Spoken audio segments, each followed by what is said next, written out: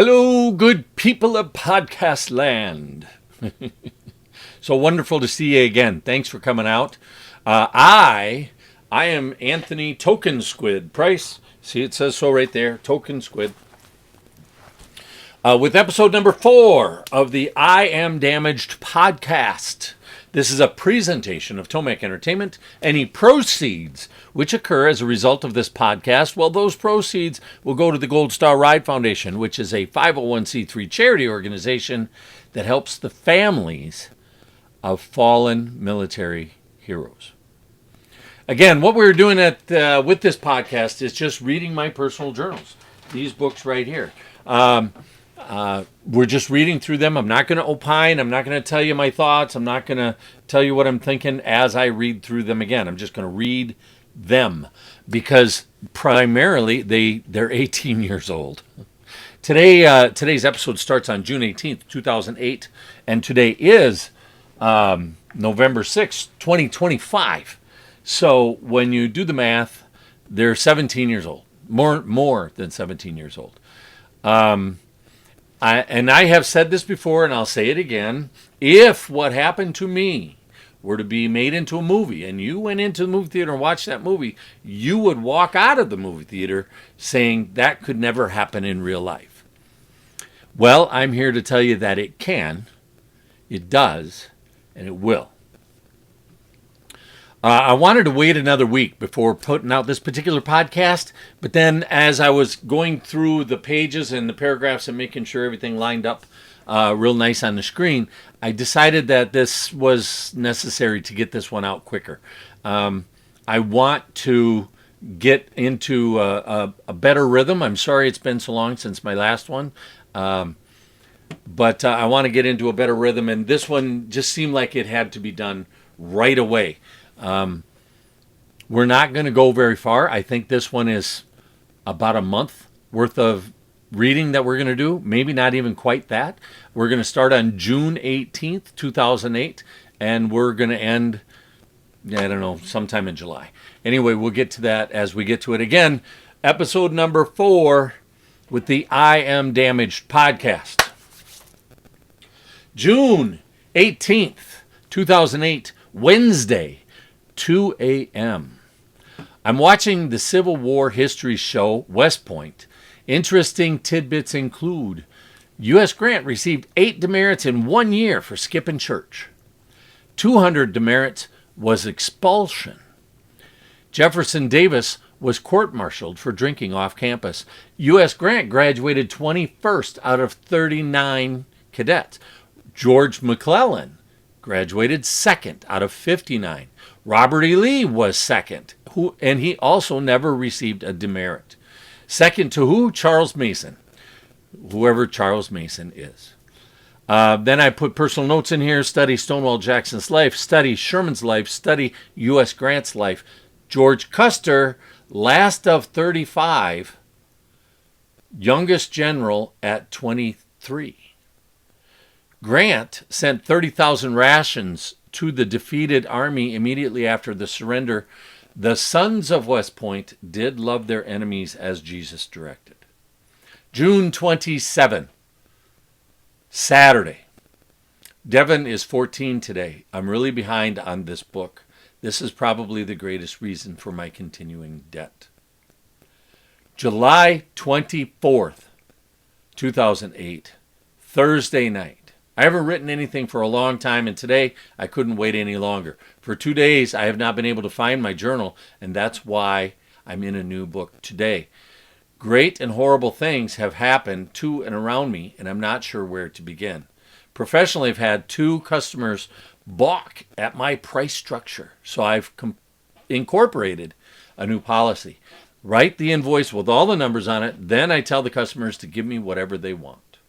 Since I have started this, no one has questioned my fees, and almost half have paid more than I wanted. I have decided that I fix people's problems first. One customer called me in late June with a computer problem at a bar. While fixing the problem of his PC, we talked about other things, specifically how he should market his pizza restaurant and how can he promote his bar. With the pizza, I suggested a campaign that focused on two things: lower his prices and add breadsticks to his menu. I then suggested he reduce his pizzas by an inch or so. Within the bar, Minnesota law now says no smoking inside the bar. He is 3 miles from Wisconsin, where smoking is okay. I came up with a karaoke contest to keep his people there long enough for a long time, and an opening act of a hypnotist. The hypnotist gives a no smoking suggestion, so it's win-win. I negotiated rent with the landlords by offering more. I did tapes from 2006. I did the tapes from 2006 and put their bank info on the form for a refund. It says here I did the tapes. This needs to say taxes. See, proving that I'm human. I did the taxes from 2006 and put their bank info on the form for the refund. They get $2,600 for July and August instead of $1,250 twice. Rent is taken care of. Stefan and I had worked steady on the book until the Italy trip. We have an introduction and chapter 1 complete. Personally, it is weird that Anna went to Italy alone. Came back yesterday. We didn't even make it home. Police were called in. They threatened to take me to jail. Let me back up a little bit. On July 4th, Anna was stressed and decided to take the kids without me to a lake. I wouldn't let her go without me. We swam at Lake Harriet in Minneapolis. We actually had a very good day. I had been shopping for a suit for Manolo's wedding. On the 4th, I got a call from a woman with an Armani suit for sale. Tekla and I went to see it. My truck was broken, so we took Anna's. When we came home, everyone was too tired for fireworks. We watched some TV and went to bed. Saturday the 5th, Anna had to work. I stayed in bed while she got up for the day. Luke came into the bed and asked if he could bring pillows to play. I said yes. A half hour later, I was in the basement with Tekla when I heard Anna screaming at Luke about the pillows. I run upstairs and found Luke screaming in the hall, and Anna was kicking pillows out of the bedroom. She was screaming still and slammed the door. I spent some time consoling Luke until he stopped crying. Anna left early for work, doing an overnight flight. She came home on Sunday, still upset. We went together to Southdale to find clothes for the trip. Anna was complaining about everything she could all the way there. She was mad because of my driving. She complained that I didn't know the way, even though she did not know the way herself. She complained about doing a random act of kindness by paying $7 for the car behind me at Burger King. She complained about parking spot at the mall and my parking skills maneuvering the car.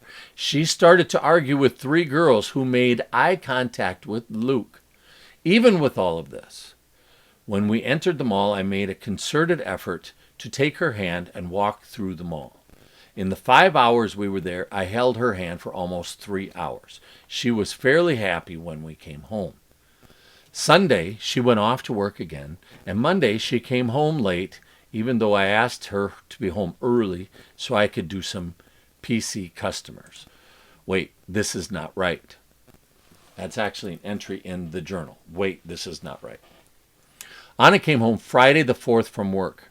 We had that good day and went to bed. She blew up on Saturday before the mall and work. She worked Sunday through Monday a.m. Monday, July 7th, I went to see customers and worked after Anna came home at 3:30ish. I came home at about 6. Anna was packing for the Tuesday departure. I asked her how I could help. She was bitchy and sarcastic when she said, "Get a suitcase and put in it what you want." I asked again. She said again. I took a deep breath and I said very quietly, "Why do you find it necessary to be a complete..." And then I screamed, "Fucking asshole!" And I walked away. I let her cool down for an hour and I hid the kids' passports. After an hour, I approached her again. When I got the exact same response, I said, "Fine, enjoy Italy alone." She said she was taking the kids. I said I burned their passports. She said nothing else until Tuesday a.m. Now, I need to add some thought. All I have written here is true to the best of my knowledge, but it is only a small part of the story. I had no money. I could not, under these conditions, go with or allow the kids to go to a country where I have no power. If she pulled these stunts there, I would find myself childless, homeless, and hungry. These are not acceptable circumstances. For more than a year, she has been constantly angry with me. At one time, she actually said, "I'm always mad at you. Sometimes it's dormant." I think it was April when I saw the movie Rocky Balboa. I heard that line from the movie, "It's not about how hard you can hit. It's about how hard you can get hit and keep coming back. It's about how hard you can get hit and keep moving forward. That's how winning is done." Ever since then, Anna has not been able to get to me. I've always been able to shrug her off, her bad attitudes and loathing. On Monday, July 7th, she did not get to me. I made a choice with full consciousness that I would not put up with it during an intercontinental journey to a place where she knows the language and has all the money and the family, and she treats me like this. What lesson do I teach the kids if they see her abusing me? The day of her verbal abuse, running without consequence, is gone in an instant. She came to me on Tuesday a.m. at 10, asking how we could work it out. I told her I waited for her all night long to work it out. She did not even say goodnight to the kids. She locked herself in our bedroom while I did baths, bedtime stories, and night prayers, and she did not come out. I told her we did not have enough time to fix this. She asked for a ride to the airport. We left 15 minutes later. She left me a check for $100 before leaving. At the airport, I was back to my old self. She spoke negatively. I helped her with her bags. For the next 10 days, I kept the kids around the laptop, waiting for Mama to come online. And she did come online more than a few times, but she made it clear to me that she wanted to see the kids, not me. By Thursday the 10th, I received a tax refund check. I had planned this to be a direct deposit while we were in Italy. I could have never spent or had access to it if I had gone to Italy. Since I had the cash, I packed up the kids and the dog, and we drove up to Detroit Lakes via Onamia. Betty had dropped off her PC on Wednesday, and I delivered it back on Thursday. Brian installed a new flywheel and starter in my truck, and we came home Monday, July 14th. There's a chance I left my journal up there. Anna called while we were there, but didn't come online with webcams until Tuesday the 15th or Wednesday the 16th. It was clear to me that by Thursday the 17th that she was not enjoying her time with her parents. On Friday, I decided to write to her. I sent her an email discussing how I wanted her to come home, but only if she was ready to be here. I told her I wanted her to have a thank you once in a while. I know she read this because the next day she said thanks for the treadmill that I had gotten for her. The letter read, "Dear Anna, if you're interested in continuing this marriage or discussion of me getting on an airplane and flying to Italy with the kids, we can discuss it in writing. When we chat, it is too easy for us to talk when we should be listening. When we type our conversations, we are forced to wait for a response from the other, and this manner forces each of us to respect the other. Telephone and voice chatting do not allow this. That being said, I will also add that you are in Italy by yourself because you treated me badly, over and over again. I explained to you this to you not more than 30 minutes before I gave you a ride to the airport. You said you understood it and that there was no way to fix it before the airplane left. Remember, I said, sounds like you answered your own question. You said, I guess so. I'm ready to go now. I must be treated with respect from the most important adult in my life. If I can't get it from you when you are here, how on earth can I think it will be different when we are in a different country where I can't speak the language? I do not do it to you. I do not ignore you. I may not be very good at understanding your needs, but that does not mean I am disrespectful toward you. I try to keep the house clean when you're not in it. I act like a loving husband. I held your hand at the mall for a full day of shopping. I removed the stress of shopping with the children whenever I could. I do the dishes. I work hard. All I ask is that you respect me a little. Not even a lot, just a little. Maybe one time a year you could call just to say you love me. Maybe one time a year you could say thank you for something that I have done for you. Maybe you could say thanks for installing a computer in our office, or for hanging a mirror above your dressing desk, both of which I put together for you, never receiving a simple thank you. Maybe you could thank me for going upside down with my bank accounts so that you could have a slightly better vehicle. Maybe you could say thank you for taking care of your children. Maybe you could find something that I do that you like. The only thank you I ever get from you is when I hand you a bowl full of ice cream after the kids are in bed. Hell, I'd be glad if you just spent some time happy, even content. We can shoot for happy another day. Every day there is something else that you find to yell at me about. And no, when I say yell, I'm not talking about you raising your voice. I am talking about the attitude you use when you speak to me or when you are silent to me. I decided a long time ago that you are my wife. To that end, I am willing to put up with anything in the role of your husband. However, I cannot do things in the role of father. I cannot do all things in the role of father. I will not put the children into a potentially dangerous situation that I cannot control.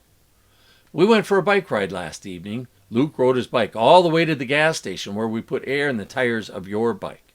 Tekla rode with me. It was a difficult ride and there were times when it was potentially dangerous. But we did it because I had within my power the necessary means to prevent any dangerous event from taking place. Now, with you treating me the way that you have for the last year or two, and us traveling to Italy together, well, that presented a dangerous possibility with which I could not deal under the circumstances.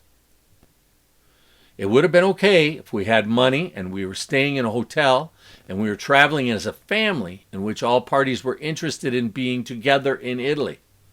But since we were actually traveling broke, and the children and I were actually extra baggage that you were bringing along to Italy because you must, not because you wanted, well, that was too much for me.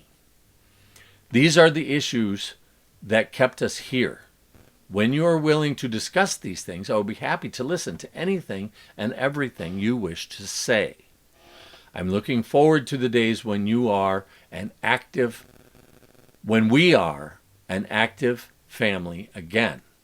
In the meantime, I will do as I have always done, which is to analyze the best of my ability that which needs to be done, and do it, even if it means I must work a little longer. On a completely different subject, I know you don't care, but I thought I would pass on to you that Kendra is in the hospital. It's cystic fibrosis related. You may remember this is the thing that killed Bridget about 6 years ago. As ever, your husband, ... T. On Saturday the 19th, she took the kids and would come home on Tuesday. She told the kids she would come home on Tuesday. We didn't hear from her again on the PC. She sent a text message on Tuesday a.m. telling me she was stuck in Paris. When I called Tuesday night from JFK, New York, I told her flight schedules to Minneapolis. Let me read this again. We didn't hear from her again on the PC. She sent me a text message on Tuesday morning telling me she was stuck in Paris, then called Tuesday night from JFK. Okay. I told her flight schedules to Minneapolis. Wednesday, yesterday to this writer, July 23rd, I had an idea when she would come, so I planned for nothing else. She called about 2. We were there 25 minutes later. I called her while we entered. She said she was reporting lost luggage. I told her we would drive around and call back. She called back as we entered the next time around, bitching that I wasn't there waiting for her. We pulled up. I put her bag in the back. She got in the back seat with the kids. I made it a point not to speak. Between France Avenue and Normandale Avenue on Highway Interstate 494, or 10 minutes from home, I made the comment that I needed to go to Hastings to see a customer. I added, since she had just said that she wanted to sleep for 36 hours, that I would take Luke with me and she, with Tekla, could take a nap while we were gone. She said that was not necessary. I turned south on Normandale and said again that Luke would come with me because she had just said it, she wanted to sleep. Luke said no. I raised my voice with a commanding, Luke, then added, you cannot say no to me. You may say why, but not no.